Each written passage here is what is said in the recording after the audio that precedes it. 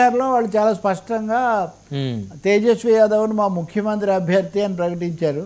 అలాగే కాంగ్రెస్కు చెందిన సహాని అని ఆయన ఉప ముఖ్యమంత్రిగా, ఇంకొక ఉప ముఖ్యమంత్రి కూడా ఉంటాడన్నారు. ఏదైనా అటు బీజేపీ కూటమి లేదా ఎన్డీఏ ఇంతవరకు ముఖ్యమంత్రి ఎవరో చెప్పలేం లేదు. అంటే ఒక ముఖ్యమంత్రి ఉన్నాడు, వాళ్ళకు ఉన్నా కాబోయే ముఖ్యమంత్రి ఈయన అని చెప్పలేని ఒక ఇరకాటం పరిస్థితిలో వాళ్ళు చిక్కుకుపోయారు.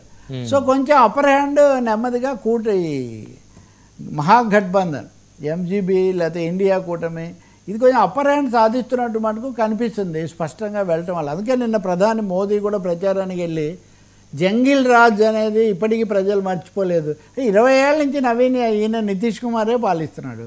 ఇంకా జంగిల్ రాజ్ ప్రజలకు అదే గుర్తుంది, అదే ఓడిస్తుంది అంటే ఇంకా ఆ అంశం మీద వాళ్ళు ఫోకస్ పెట్టదలుచుకున్నారు. అంటే లాలూ ప్రసాద్ యాదవ్ను ఆయన పరిపాలనను లేకపోతే ఆర్జేడీని వీళ్ళు జంగిల్ రాజ్ తీసుకొస్తారు, వీళ్ళు ఇంకా అభివృద్ధి కాదు విధ్వంసకులు, ఇటువంటి దాటి మీద వెళ్ళాలని ఉన్నట్టుగా ఉంది. కానీ బట్ తేజస్వి యాదవ్ అయితే కనుక తనకున్న కరిష్మాతో అప్పర్ హ్యాండ్ సాధించాడు.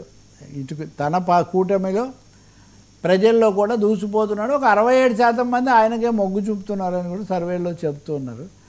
ఇది అయితే ఎన్నికల సంఘం మటుకు సర్ర అనేది దేశమంతా అమలు జరుపుతామని బీహార్లో మొదలైంది కదా నిన్న, వాళ్ళు అది కూడా ఒక ప్రకటన చేశారు. సో అదొక పెద్ద ట్విస్ట్ నడుస్తుంది. రైట్, ధన్యవాదాలు తెలకపల్లి రావు గారు.